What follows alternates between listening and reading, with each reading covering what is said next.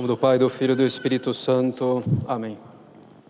Ave Maria, cheia de graça, o Senhor é convosco, bendita sois vós entre as mulheres, bendito é o fruto do vosso ventre, Jesus.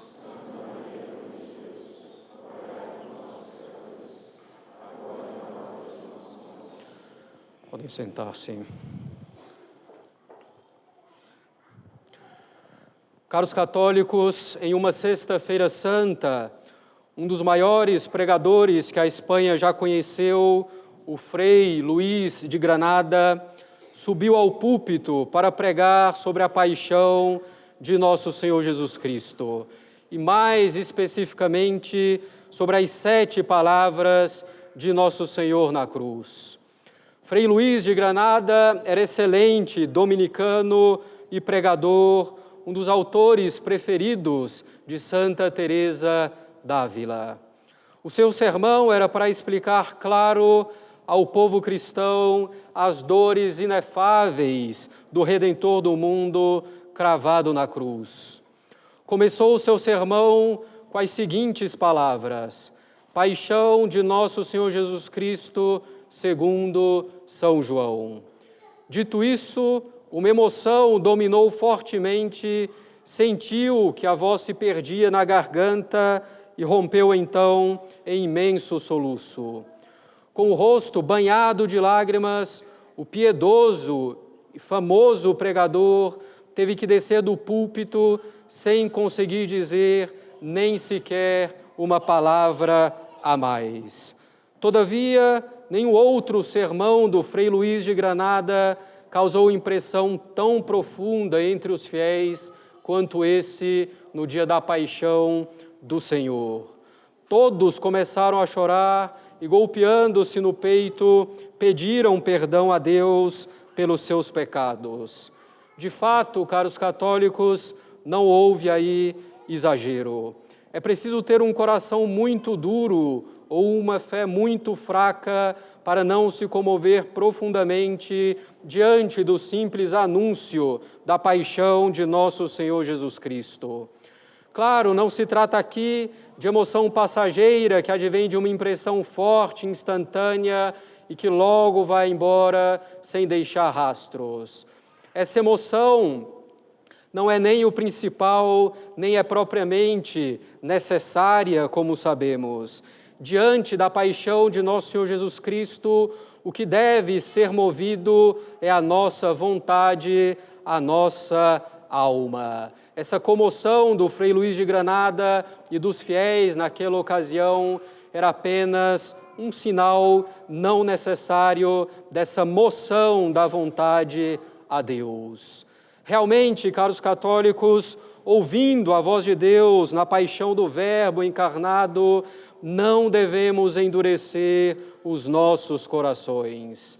Frei Luís e os fiéis que estavam ali presentes nesse seu sermão, o mais eloquente que ele já fez, não choraram por simples emoção, mas por compreender o que é a paixão do Senhor, por compreendê-la profundamente.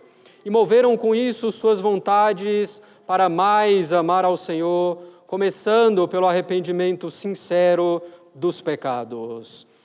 O que compreendeu então esse grande teólogo, pregador e autor espiritual? O que compreenderam os fiéis das mais variadas categorias que lá estavam presentes? Devemos nos perguntar, pois é isso que devemos também nós compreender para que a nossa vontade seja movida a amar a Deus em todas as coisas, em todas as circunstâncias. Para compreender um pouco melhor a paixão do Senhor, teríamos que meditar nela a nossa vida inteira. Ela, o púlpito por excelência de nosso Senhor. Da cátedra de sua paixão e cruz, nos dá o Salvador a mais sublimes e abundantes lições, nos mostra na prática a sua doutrina. Devemos compreender, caros católicos, em primeiro lugar, a grandeza dos sofrimentos de nosso Senhor. Não há quem tenha sofrido mais do que o Senhor. Não haverá quem sofra mais do que Ele. Penetremos um pouco mais nos sofrimentos de nosso Senhor e na grandeza deles. O sofrimento do Salvador é tão grande na sua paixão porque é um sofrimento puro. Não havia mistura de nenhum alívio, de nenhuma consolação. Absolutamente nenhum alívio, absolutamente nenhuma consolação. Eram dores puras, sem mistura de consolações sensíveis quaisquer. Assim diz nosso Senhor: minha alma está triste até a morte. Ou ainda, meu Deus, por que me abandonaste? Nosso Senhor fala essas frases precisamente da parte inferior da sua alma, sem nenhuma consolação. Eram dores puras, sem mistura de consolações. Nosso Senhor assim o quis para merecer mais e reparar melhor pelos nossos pecados, além de nos dar o exemplo de como suportar todo o sofrimento por amor a Deus. As dores de Nosso Senhor foram imensas também por causa da delicadeza do seu corpo. Entendamos bem, seu corpo formado milagrosamente pelo Espírito Santo no ventre de Maria Virgem era o mais perfeito, da melhor constituição física possível. Consequentemente, ao mesmo tempo que era capaz de aguentar mais sofrimentos do que qualquer um, sentia mais esses mesmos sofrimentos do que qualquer um de nós. As dores de Nosso Senhor foram imensas ainda pela compaixão de sua Santa Mãe. O fato de Nossa Senhora sofrer com ele e ter assim a sua alma transpassada pela espada na paixão e morte de Nosso Senhor fazia que ele sofresse ainda mais. A aguda dor, a do Filho mais perfeito, vendo o sofrimento sem fim da mais perfeita Mãe e sofrimento causado pelo próprio Filho, expiando os pecados do mundo.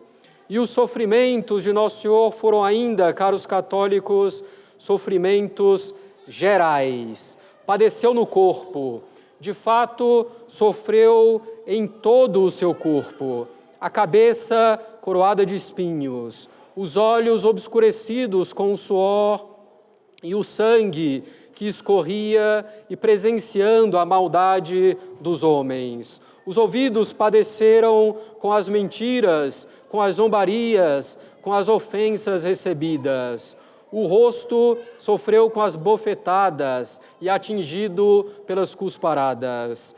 A língua atormentada com fel e depois um vinagre muito desagradável.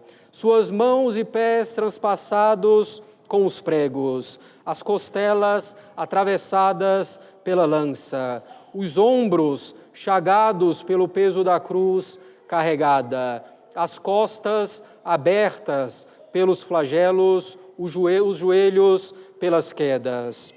Todo o seu corpo sofreu pelo estiramento na cruz. De tal forma sofreu Nosso Senhor no seu corpo, que o Salmo diz que o Filho de Deus mais parecia um verme do que um homem. Palavra tremenda da Sagrada Escritura. Ego sum vermis et non homo. Eu sou um verme e não um homem, diz o Messias na profecia do Salmo 21. Padeceu também, além de padecer no seu corpo, padeceu na sua reputação, sendo caluniado com falsas acusações, recebendo títulos vergonhosos durante sua paixão e morte. Padeceu na sua honra, sendo tratado como louco, sendo zombado, sendo injuriado. Padeceu mesmo nos seus bens materiais, e tinha poucos, somente as suas vestes, das quais foi despojado antes de ser pregado na cruz. Padeceu em seus amigos, tendo sido abandonado por praticamente todos eles, que o deixaram só diante de seus inimigos. Essas dores todas, caros católicos, no corpo e na alma de Nosso Senhor, eram imensas, porque eram proporcionais aos nossos pecados, que são uma ofensa infinita a Deus. Se quisermos compreender a gravidade de nossos pecados e de um só pecado, contemplemos nosso Senhor na sua paixão e morte. Essa é a ofensa a Deus quando dizemos que o pecado é ofensa a Ele. É o nosso pecado que o levou até ali. De nossa parte, foi o pecado que levou o nosso Senhor até a cruz. Diante de todo esse sofrimento que descrevemos, nada se compara ao sofrimento de nosso Senhor, que foi causado na sua alma pelos nossos pecados. Quanto mais alguém ama a Deus, mais ele sofre ao ver um pecado, pois o pecado vai contra Deus, vai contra o amado. Assim os santos sofriam tremendamente ao ver um pecado. Ora, nosso Senhor, na sua natureza humana, amava a Deus o máximo possível. O pecado lhe causava, então, um sofrimento que não podia ser medido.